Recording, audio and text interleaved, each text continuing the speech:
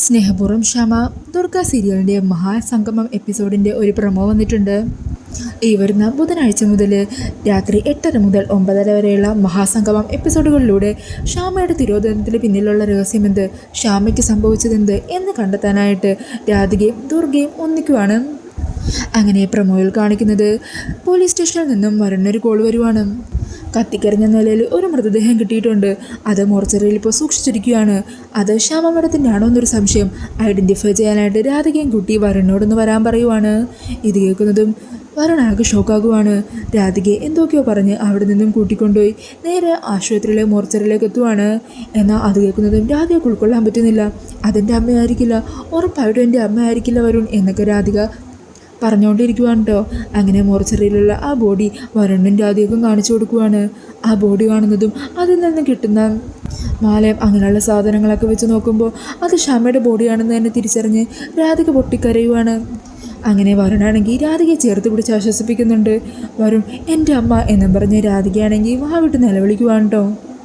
അങ്ങനെ ശ്യാമയുടെ മരണവാർത്ത അറിഞ്ഞ് ആകെ തകർന്നിരിക്കുവാണ് രാധിക. ഈ സമയം രാധികയെ എന്ത് പറഞ്ഞ് ആശ്വസിപ്പിക്കണം എന്നറിയാതെ വല്ലാത്ത അവസ്ഥയിലാണ് കേട്ടോ ദേവനാരായണനും യശോദയും ഒക്കെ. എന്നാൽ ഈ ഒരു കേസിൽ എന്തോ നിഗൂഢതയുള്ളത് കാരണം, അതുപോലെ ശ്യാമക്കൊന്നും സംഭവിച്ചിട്ടില്ല എന്നുള്ള മറ്റു ചില സൂചനകൾ അവർക്ക് ലഭിച്ചതും കൊണ്ട് തന്നെ ഈ കേസ് അന്വേഷിക്കാനായിട്ട് ദുർഗയുടെ ടീമിനെയും ഏൽപ്പിക്കാൻ വേണ്ടി തീരുമാനിക്കുവാണ്. അതിനായിട്ട് ഉയർന്ന ഉന്നതങ്ങളിൽ നിന്ന് തന്നെ വലിയ കോളുകൾ ഉണ്ടാകുവാണ് കേട്ടോ. അങ്ങനെ ജോർജിൻ്റെ ടീമിനും വേണ്ടി ഈ കേസിൻ്റെ ഉത്തരവാദിത്തങ്ങളെല്ലാം തരുവാണെന്നും പറഞ്ഞ് DYSPനെ വിളിച്ചറിയിക്കുകയാണ് മന്ത്രിയാരോ. അങ്ങനെ DYSPയുടെ നേതൃത്വത്തിലുള്ള സംഘം ദുർഗയുടെയും കിരണിൻ്റെ ആ ടീമിനെ ഉണ്ടല്ലോ അതിനെ ആയിരിക്കും ക്ഷാമയുടെ തിരോധനത്തിന് പിന്നിലുള്ള സത്യം എന്താണെന്ന് പുറത്തു കൊണ്ടുവരാനായിട്ട് അവരെ ആയിരിക്കും ഏൽപ്പിക്കുന്നത്. ഈ കിട്ടിയ ബോഡി ആരുടേതാണെന്നും അതുപോലെ ഗായിക ക്ഷാമയ്ക്ക് എന്ത് സംഭവിച്ചു എന്നും അന്വേഷിക്കാനായിട്ട് ദുർഗയും കിരണും ഇറങ്ങിത്തിരിക്കുവാണ്. അവരാദ്യം തന്നെ നേരെ ചെല്ലുന്നത് ആറ്റുവാശ്ശേരിയിലേക്കാണ്. ദുർഗയ്ക്ക് രാധികയെ പരിചയമുണ്ട് കേട്ടോ. അങ്ങനെ ദുർഗയും കിരണിനെയും കാണുന്നതും ദേവനാരായണനും യശോദയും അവരോട് സംസാരിക്കുന്നുണ്ട്. പിന്നീട് ദുർഗ രാധികയൊന്ന് ചെന്ന് കണ്ട് ആശ്വസിപ്പിക്കട്ടെ എന്ന് പറഞ്ഞ് അകത്തേക്ക് കയറുവാണ്. അങ്ങനെ രാധികയാണെങ്കിൽ റൂമിൽ കരഞ്ഞു തളർന്നിരിക്കുമായിരിക്കും. അന്നേരം ദുർഗ രാധിക തരികി ചെന്ന് സംസാരിക്കുക. രാധികയ്ക്ക് ധൈര്യം കൊടുക്കണേ, നീ ഇങ്ങനെ വിഷമിക്കാതിരിക്കുക, നിൻ്റെ അമ്മക്ക് ഒന്നും സംഭവിക്കിട്ടില്ല.